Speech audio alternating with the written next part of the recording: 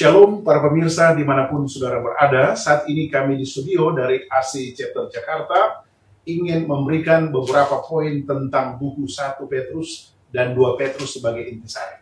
Di samping kanan saya ada Bapak Jarod. Apa kabar hari ini, Pak? Luar biasa. Shalom pemirsa yang ada di rumah, puji Tuhan. Dan di samping kiri saya tidak asing lagi adalah Bapak Tobi, ya. Shalom pemirsa yang diberkati Tuhan. Oke, apa kabar Pak hari ini? Puji Tuhan, luar biasa. Terima kasih. Para pemirsa, sangat indah sekali ya, bila mana kita selalu berjumpa dengan Tuhan. Intinya adalah, pekabaran Rasul Petrus pada saat ini adalah menekankan kepada judul yang luar biasa, adalah guru-guru palsu. Kita akan bahas, namun saya akan bacakan dulu intisari dari ayat tema kita pada saat ini. Di dalam buku 2 Petrus 2 ayat 19. Mereka menjanjikan kemerdekaan kepada orang lain, padahal mereka sendiri adalah hamba-hamba kebinasaan. Karena siapa yang dikalahkan orang, ia adalah hamba orang itu. Pak Tobi, sangat menarik di sini adalah cara pandang dari Petrus ini berkaitan dengan satu hak, kata palsu. Namun sebelum itu, kita akan mengundang Roh Kudus dan kami undang Pak Jarod untuk membawakan doa. Kita satu dalam. Maha besar Bapa kami yang bersemayam di kerajaan surga yang baik. Terima kasih atas berkat yang luar biasa khususnya pada pagi hari ini. Sebentar kami akan mempelajari firman Tuhan dari pelajaran sekolah sahabat, pelajaran 11 dengan guru-guru palsu.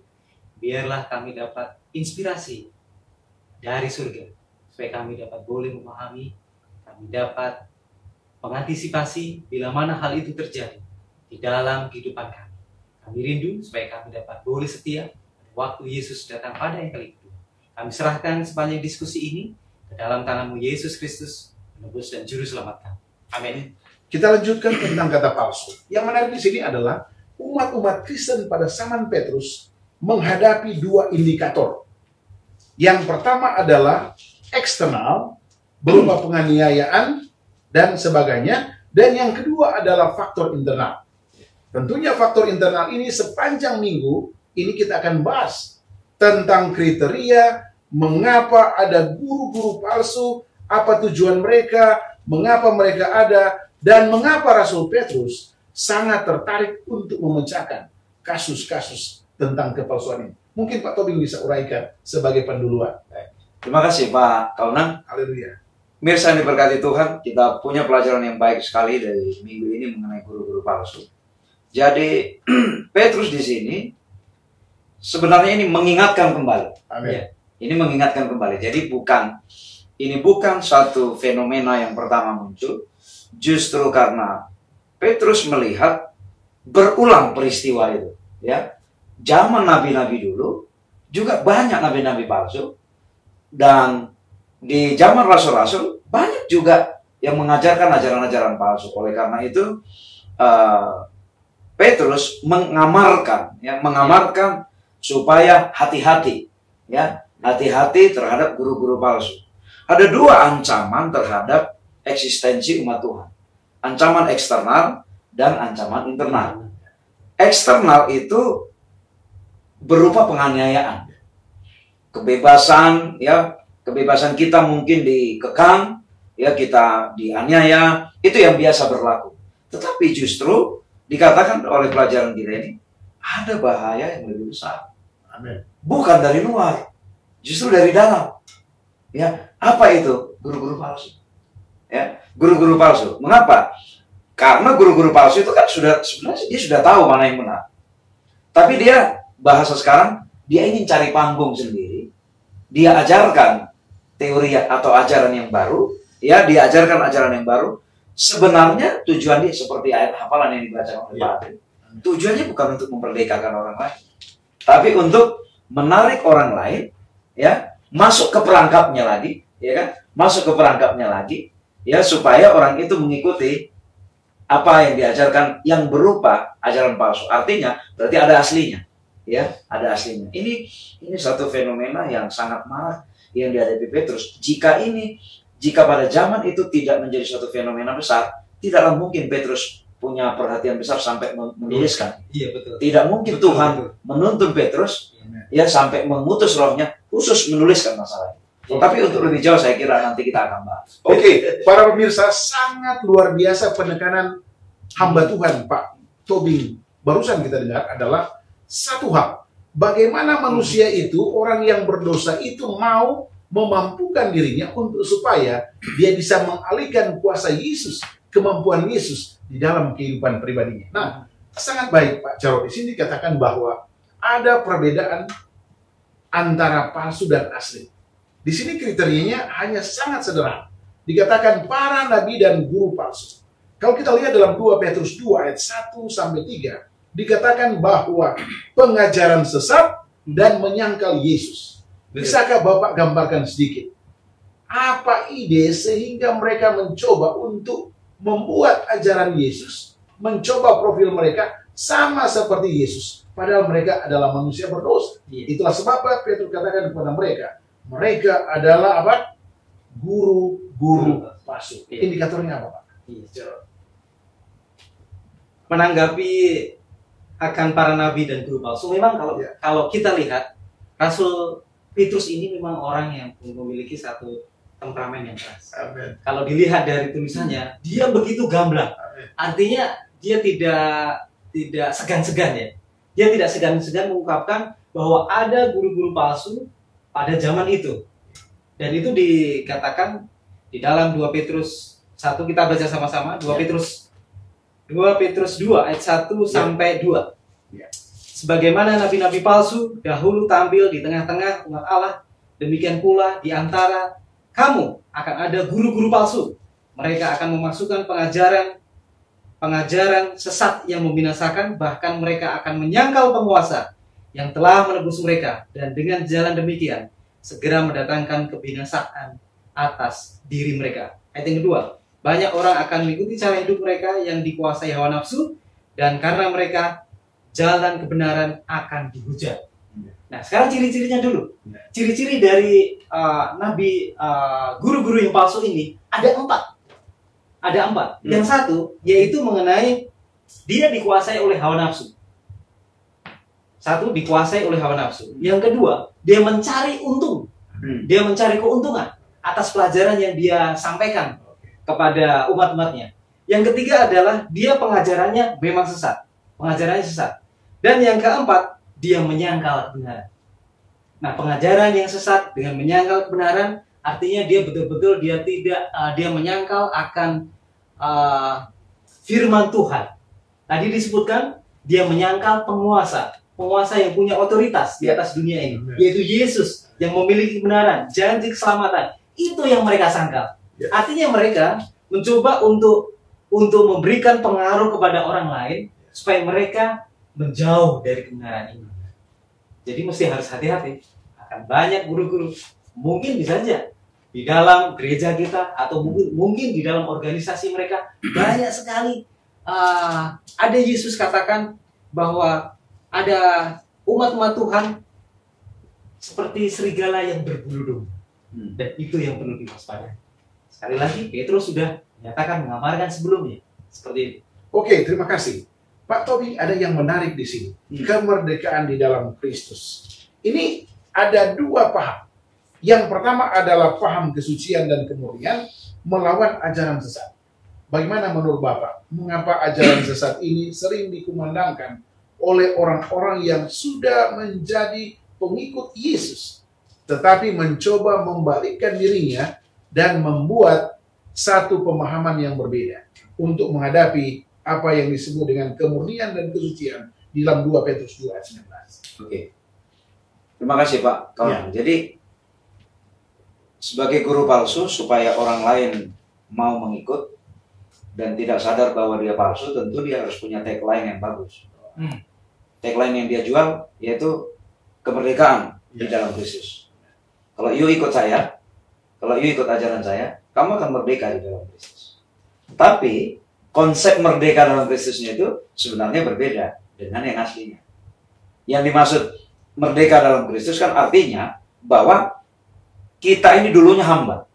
Kalau yang benar kan itu, kita itu dulunya hamba. Oleh karena kasih karunia, Tuhan sudah selamatkan kita. Tapi kalau di dalam konsep ajaran guru-guru palsu, sebenarnya tidaklah terlalu penting bagi mereka itu, tidaklah terlalu penting bagi mereka, bagi guru-guru palsu ini untuk pengikutnya itu paham konsep keselamatan, ya. Tapi mereka membidik orang-orang yang bimbang, yang mungkin kecewa dengan umat Tuhan yang lain, dengan ajaran aja, atau dengan tokoh-tokoh bisa saja. Kita langsung aplikasi saja saya kira ya. Kecewa dengan umat Tuhan, dengan tokoh-tokoh misalnya. Orang-orang yang seperti ini dibidik dengan tagline, yuk ngapain ikut yang seperti itu. Mereka, lihatlah mereka mengaku pengikut Tuhan, mereka mengaku rasul-rasul, mereka mengaku imam, tapi mereka sendiri tidak sesuai jalannya. Mungkin mereka akan ngomong seperti itu. Sesungguhnya yang benar adalah kita harus merdeka. Merdeka maksudnya apa? Kamu bebas melakukan apa saja. Toh Yesus akan ampuni. Itu sebenarnya. Toh Yesus akan ampuni. Jadi artinya orang itu nanti dibuat sama, seolah-olah dia sudah merdeka. Yang merdeka dia pikir adalah merdeka bebas berbuat apa saja. Karena kan Yesus maha kasih. Iya, betul. Akhirnya malah terperangkap, masuk ke perangkap yang salah. Padahal konsep kemerdekaan dalam Kristus itu bukan yang seperti itu. Kemerdekaan artinya you dulu hamba, tidak punya harapan. Sekarang kamu punya harapan. Iya. Bukan berarti kalau merdeka kamu bebas membuat apa saja. Toh nanti kasih karunia yang akan menebus kamu. Makanya ada istilah di sini, kasih karunia murah. Itu yang disebut kasih karunia murah. Dosa apa yang diampuni kamu? Kasih karunia murahan itu. Salam, kami dari ASI Jakarta ingin mengajak saudara-saudari bergabung dengan organisasi ASI Jakarta. ASI adalah singkatan dari Adventist Layman Service and Industry. Adalah sebuah organisasi resmi yang dibentuk oleh Gereja Advent sedunia. Sebagai sarana untuk kita orang awam, apakah profesi saudara sebagai pengusaha, pegawai, profesional, trainer, pengacara, accountant, dokter, maupun perawat untuk bersama-sama mendukung dan ikut aktif dalam mengabarkan kabar baik di dunia usaha dimanapun profesi Anda masing-masing. Di ASI ini kita dapat juga berbagi pengalaman pada sesama bagaimana pekabaran ini dapat sampai kepada orang lain dan kita dapat juga membagikan kepada sesama dan komunitas kita, perkembangan dunia usaha, pelatihan, kesempatan usaha, sehingga kemajuan dan peluang usaha dapat dibahas bersama untuk kemajuan anggota ASI. Mari bergabung dengan ASI Jakarta. Mari kita bersama membawa pekabaran baik ini di lingkungan profesi kita. Kunjungi website ASI Jakarta. Kami menunggu kehadiran saudara-saudari. Salam. Oke, Brother Tommy, untuk momen saat ini, tentunya kita berbicara tentang pengalaman Petrus masa yang lalu ya, sekian ratus tahun belakang. Kira-kira untuk saat ini, bagaimana resep kita untuk menghadapi paham-paham yang disebut dengan ajaran besar untuk momen saat ini? Untuk momen saat ini sebenarnya saya kira resepnya sama dengan dari dulu sampai sekarang. Selama kita berfokus kepada firman Tuhan, kalau pegangan kita benar firman Tuhan, dan tidak mudah tertarik dengan hal-hal yang baru. Sebenarnya kan nggak ada ajaran yang baru. Tidak ada ajaran yang baru. Tapi kadang-kala mengapa orang muda tersesat? Oh, karena kalau ada kesannya, oh ini baru didengar, ini yang bagus. Bukan, sebenarnya nggak ada ajaran. Ya, dari dulu, sejak kalau kita baca buku-buku dan juga bagaimana orang-orang mengeluarkan ajaran-ajaran baru. Hanya sebentar berganti lagi, hanya sebentar berganti. Tapi itu saja. Kalau kembali ke firman Tuhan, saya kira nggak akan. Oke, jelas sekali. Para pemirsa sangat jelas. Saya akan pindah kepada opini cara pandang Pak Jarod terhadap buku 2 Petrus 2 ayat 17, ayat 22b. Dikatakan anjing kembali lagi ke muntahnya. Saya tertarik dengan kata berpaling ini, Pak. Ya, tentunya hubungan Petrus dengan kata berpaling bermuara kepada anjing kembali lagi ke muntahnya. Ini ada dua maksud di sini. Pertama adalah orang yang sudah mengenal kebenaran berbalik. Yang kedua, orang yang tidak mengenal kebenaran dan menciptakan ajaran palsu. Bagaimana cara pandang Bapak tentang buku 2 Petrus 2 ayat 17 sampai 22b Ya. tentang judul yang menarik. Oke, terima kasih Ya. Pak Kauna. Amin. Kalau kita berbicara mengenai pelajaran yang hari Selasa, Ya. itu mengenai anjing kembali lagi ke muntahnya, Ya. itu sebetulnya Petrus ingin menyajikan kepada pembacanya bahwa itulah akibat daripada umat-umat Tuhan yang tersesat oleh pengajaran yang dilakukan oleh guru-guru palsu tadi. Oleh guru-guru palsu. Itu akibat. Memang Petrus meyakinkan bahwa sangat disayangkan mereka yang sudah mengenal kebenaran sebelumnya dan akhirnya mereka berpaling dari kebenaran yang mereka terima, akhirnya seakan-akan diumpamakan seperti anjing yang kembali kepada muntahnya, dan seperti babi yang mandi kembali kepada kekubangannya. Itu betul-betul sangat keras sekali. Anjing dan babi digunakan oleh Rasul Petrus. Itu saya nggak heran, karena memang dari karakter Petrus sendiri adalah orang yang tanpa tendeng aling-aling. Itu dia orang yang temperamental kan. Dia nyablak ya. Dia suka ada bahasa Indonesia itu tanpa Pikir panjang. Tanpa basa-basi. Tanpa basa-basi. Betul. Tanpa basa-basi. Itu seakan-akan kamu itu yang sudah terjebak sebagai korban atas guru-guru palsu ini adalah seakan-akan seperti anjing yang kembali ke muntahnya, atau babi yang baru saja mandi kembali ke kubangannya. Nah, jadi memang ada dua. Satu, itu adalah umat-umat Tuhan yang sudah mengenal kebenaran, kemudian mereka tersesat dan akhirnya mereka akan hilang. Kemudian yang satu, orang-orang yang memang sama sekali dia belum mengenal kebenaran, atau orang fasik. Tapi keduanya mereka sudah dikumpulkan oleh Tuhan.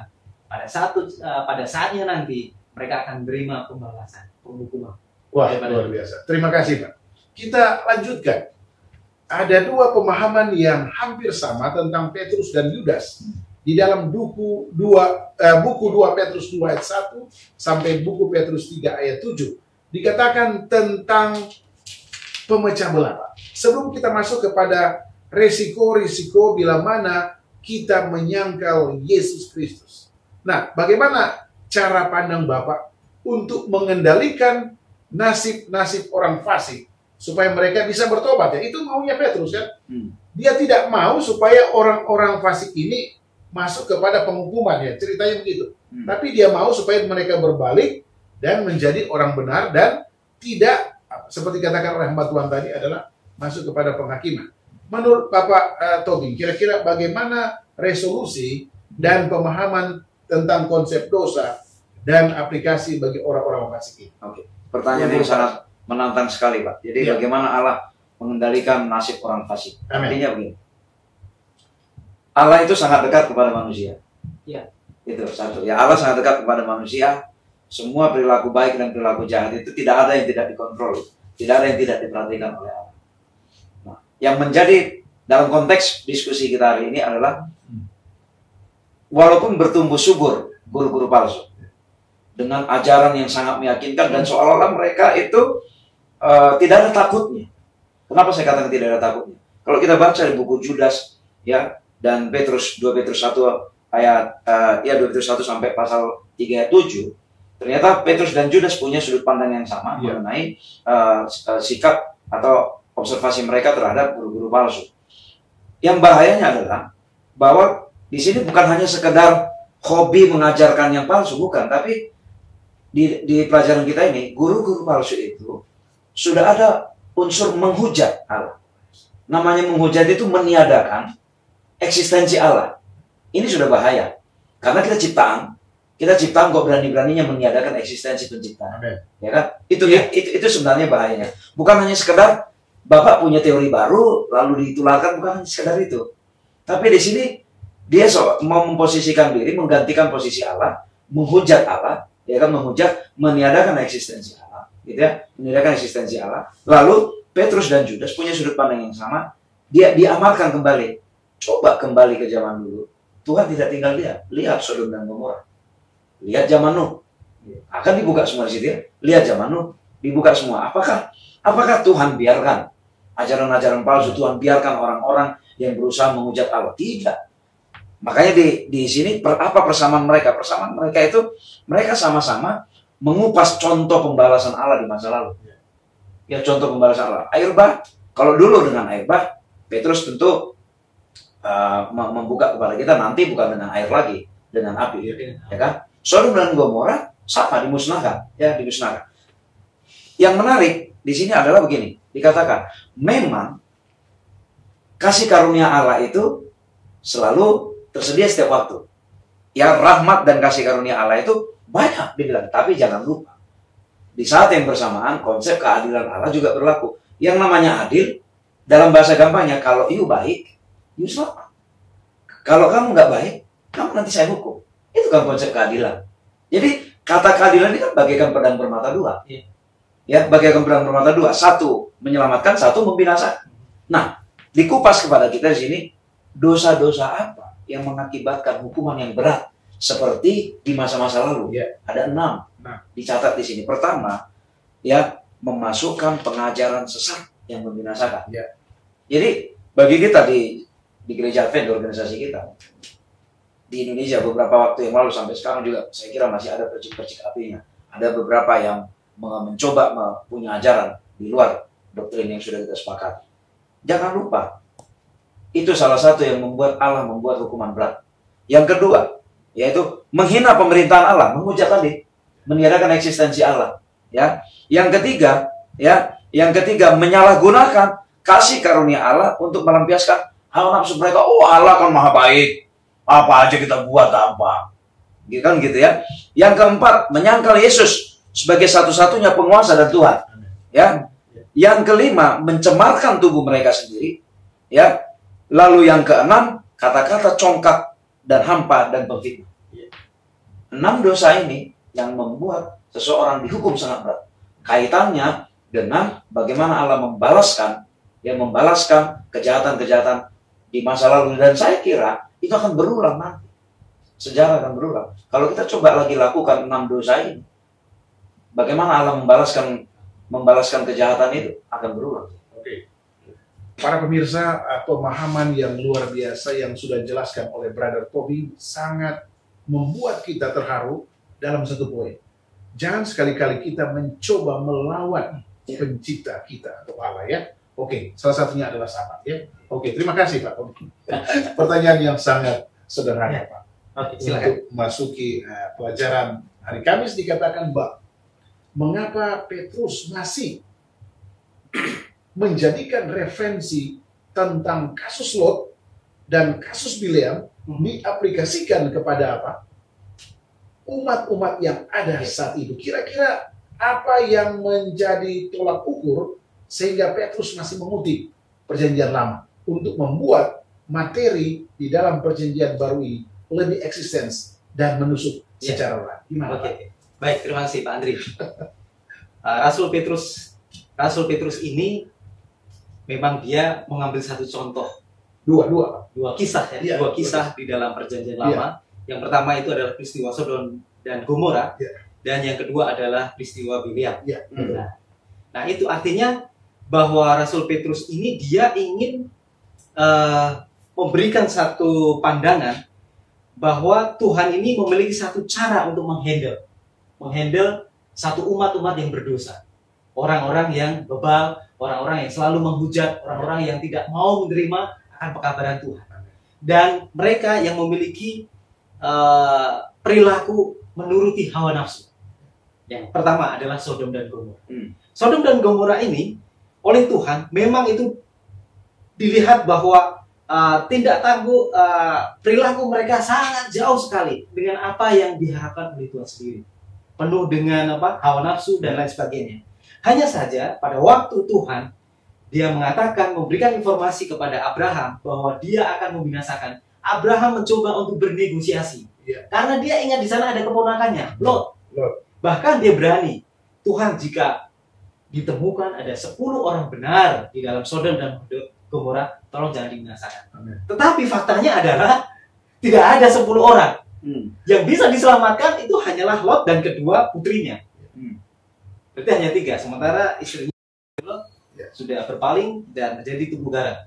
Nah, artinya bahwa Tuhan memiliki satu waktu, cara, akan menurunkan satu hukuman kepada orang-orang yang fasik, orang-orang yang bebal, yang menuruti hawa nafsu. Selain daripada itu, Tuhan juga memiliki satu cara untuk menyelamatkan orang yang benar ini. Lot dan kedua putri.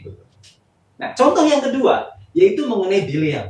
Ini Bileam ini nabi, dia yang sudah mengenal kebenaran, dia mengikuti apa yang diperintahkan oleh Tuhan. Tetapi oleh karena keserakahannya, dan dia terima suap loh dari raja Balak, raja Moab, Balak, mau menerima uang, sogokan gitu ya, untuk mengutuki umat Tuhan. Padahal dia tahu sebetulnya itu salah yang dilakukan. Meskipun dia berusaha untuk memaksakan kehendak, tetapi dia diselamatkan oleh keledainya. Pada waktu malaikat sudah ada di depannya. Akhirnya dia menyadari. Dan yang dilakukan dia berubah. Dia tidak mengutuki umat Tuhan, namun dia memberkati bangsa Israel. Nah, ini menjadi satu contoh bagi umat-umat Tuhan yang mau berpaling dari kebenaran. Tuhan memberikan kesempatan, rahmat yang luar biasa kepada mereka yang mau mendengar dan berusaha untuk kembali kepada Tuhan. Gitu, pelajarannya. Ya. Luar biasa Pak Jarod, rekomendasi yang baik. Inilah anakku yang kupilih. Dengarkanlah dia.